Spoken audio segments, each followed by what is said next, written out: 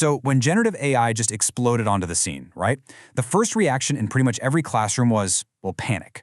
All of a sudden, the traditional essay seemed like it was on its last legs, and academic integrity felt like it was under attack. But what if we've been asking the wrong questions all along? Today, we're going to shift that conversation from pure panic to actual pedagogy and figure out how we can adapt and really thrive in this new world. All right, let's get into it.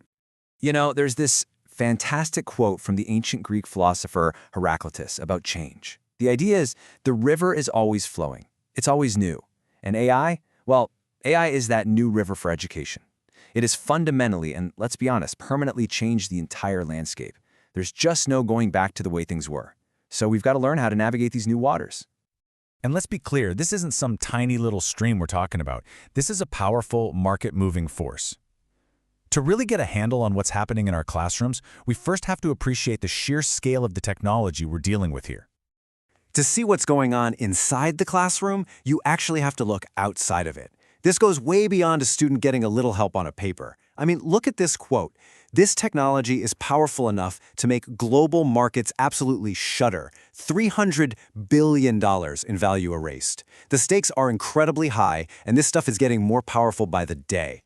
So, we all need to update our mental model of what AI even is. It's not just a chatbot you ask questions to anymore. We've officially entered the age of agentic AI. And what that means is these are tools that can actually act on your behalf. They can write code, launch programs, analyze data, even manage your email for you. That leap from a passive assistant to an active agent, well, it changes everything. Now, when you have a technology this powerful, the immediate fear is obvious, right? Students are just going to use it to cheat. But is that what's really happening? Let's dig into the data and maybe debunk a few of the biggest myths floating around. Okay, get ready for this number. 86%. That's not a typo. According to a 2024 survey, 86% of students are already using AI tools for their schoolwork. This isn't some niche thing for a few tech-savvy kids. It is nearly universal. AI is as much a part of student life now as the internet itself. And here's where we bust one of the biggest myths. You'd think it's just the top students using AI to get an even bigger edge, right? Wrong. In fact, the data shows that students with below median GPAs are actually using it more than their high-achieving classmates. They're using it as a catch-up tool, a way to bridge knowledge gaps and really level the playing field. So what are they actually using it for? Is it just the automated essay writer everyone's afraid of? Well, again, the data tells a very different story. The vast majority of the time, students are using AI for augmentation, that is, to enhance their own learning process. Way fewer are using it for pure automation, just to spit out the final product. It seems students see it more as a study buddy than a ghostwriter. And if you drill down to the single most common thing they use it for, it's explaining concepts. This is huge. They're basically using it as a 24/7 on-demand tutor. You know, it's late at night, they're stuck on a really hard topic, and office hours are long closed. They're turning to AI for help understanding, not just for the answer. Okay, so students are using AI. The logical, knee-jerk reaction from a lot of institutions was, well, we have to detect it.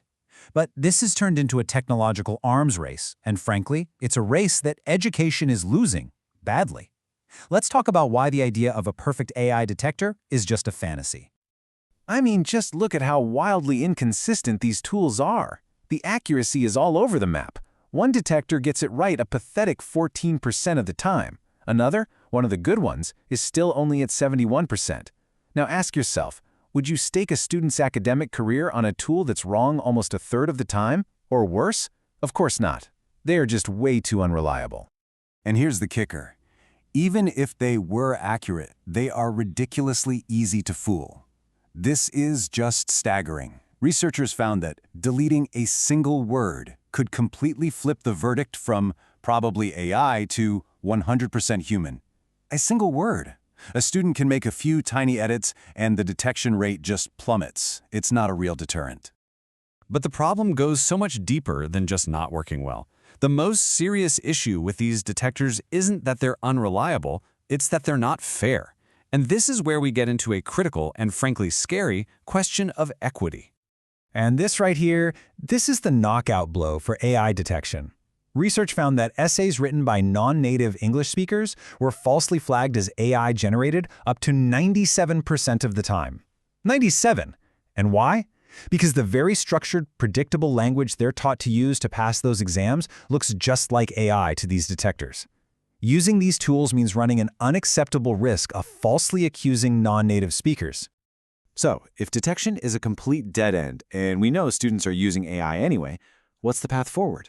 Well, it's definitely not about building higher walls with bans or trying to stuff this new reality into old boxes. It's about rethinking our entire approach from the ground up.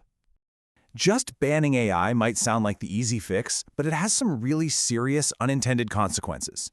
Research shows that while bans do cut down on usage, female students are way more likely to actually follow the ban than male students, so a strict ban could accidentally create a digital skills gap along gender lines. Plus, it only punishes the students who are trying to follow the rules, while the ones who are determined to cheat just keep cheating. So instead of a simple yes or no, what we really need is some nuance. This is where a tool like the AI assessment scale comes in.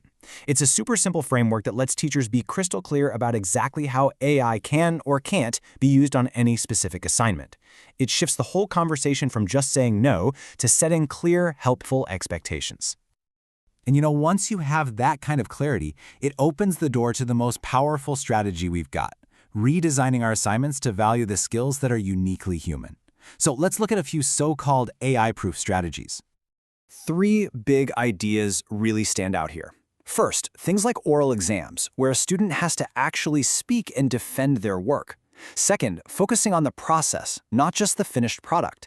That means evaluating drafts, annotated bibliographies, the research trail. And third, and this is a big one, designing authentic tasks that require a level of personal insight that AI just can't fake. So what exactly is an authentic task? Well, think of a reflection diary where a student has to connect course ideas to their own life, or an assignment that's based on something that was just discussed in class this morning, or maybe a task that requires them to analyze a local news story that broke yesterday. These things ground the assignment in a specific time and place that generic AI models just can't access. So, let's pull all this together. What does this mean for educators? The role is shifting, big time. It's becoming less about being a gatekeeper, policing for misconduct, and a whole lot more about being an architect, thoughtfully designing learning experiences that actually work in this new reality. And the most effective strategy we have is to build what's being called critical AI literacy. This isn't just about a new set of rules. It's about actively teaching students how these tools work, what their limitations and biases are, and how to use them ethically and effectively. Education, not enforcement, is the real key here. So here's your action plan. Focus on whether your assignments truly measure learning, not just on whether they're cheat-proof. Shift your energy from writing policy to practicing pedagogy. Design assignments that demand an authentic human voice. And embrace your new role as the architect of a learning environment where AI is a powerful tool, not a scary threat. At the end of the day, it all comes down to this one question. The world our students are going to graduate into will be absolutely saturated with AI. Banning it or trying to design around it is basically preparing them for a world that doesn't exist anymore.